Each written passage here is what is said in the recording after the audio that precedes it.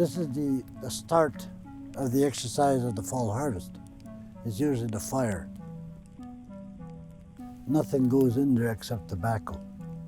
The only reason why you have to respect the fire is to learn the respect and the use of the tobacco.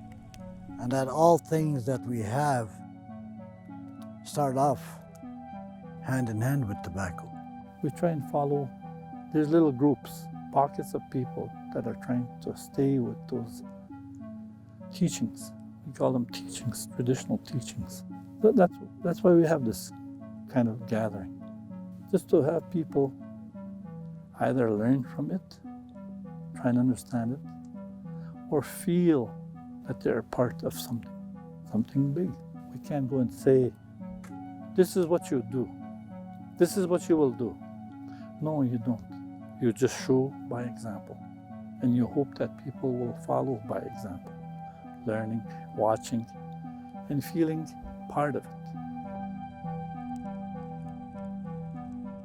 When you do wild animals, you always go put it back in the bush, because that's a gift that the animals give us so we can survive from them. They die for us. All these things we were taught, we don't do. All the bad stuff we're eating now, we think it's more good than these wild things that we're supposed to be eating. Some things are not animate in the world of Anishinaabe, but most things are, because they're spiritual. Like the very rocks we see, Sinig, they're alive. They're spirits. And every time we cut down a tree, we give it an offering. We're trying to be as traditional as possible. Not a lot of people from where I'm from actually smoke fish anymore. I just like showing the kids, so they'll keep it going, keep the tradition going. I don't know, they're losing their culture, I guess, a little bit. Like my daughters, my oldest daughter used to love hunting. Kind of losing it now. For our fall harvest, she used to go for partridge, and she would take her son, my grandson. She was trying to teach him, but then she's kind of losing her. I don't know, maybe it's because she's too busy. I call myself a medicine keeper. As a young girl, I was always very interested in the medicines. As a young girl, I remember being out in the woods and smelling different plants throughout the forest and really finding a lot of relaxation in the forest.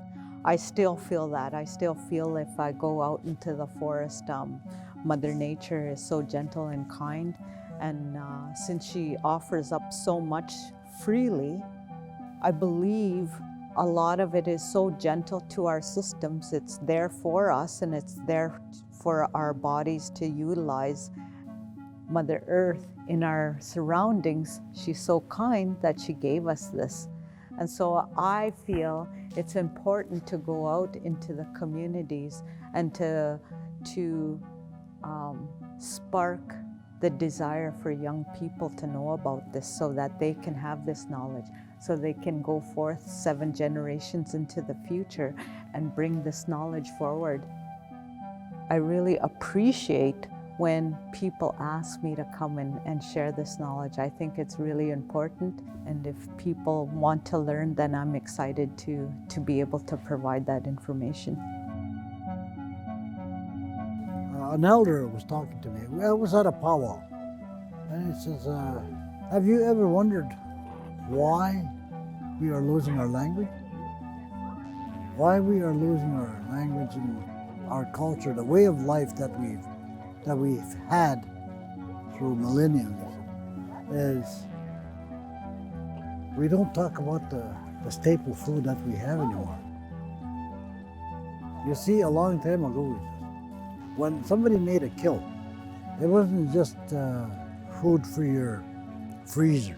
It was shared right away. Everybody from the community came in and they got a piece. And while they were doing that, they would be visiting. And they would be talking in their language and joking in their language and talking about the deer, why it gave its life so we could survive. That's one of the reasons why we don't have our language, is we never talk anymore. We don't talk about what we have. To keep it alive, we need to have the fall feast, you know, like the deer, the cooking, partaking of helping out. As these children are, they learn, they see and they feel and they're able to touch. Because we as Native people we're visualists. And we as Anishinaabe people speak in pictures. We don't speak in terminologies like the English language.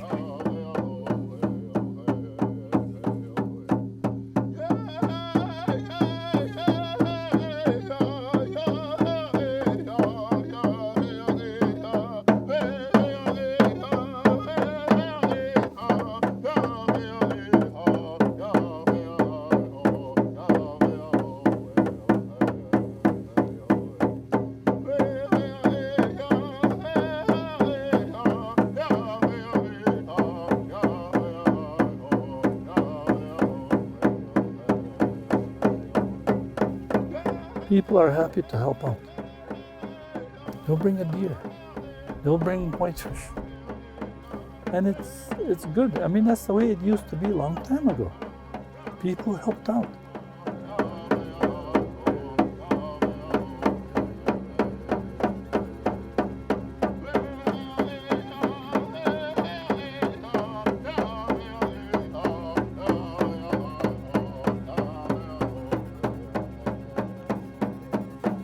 As Anishinaabe, we follow the seasons. Everything's in cycle.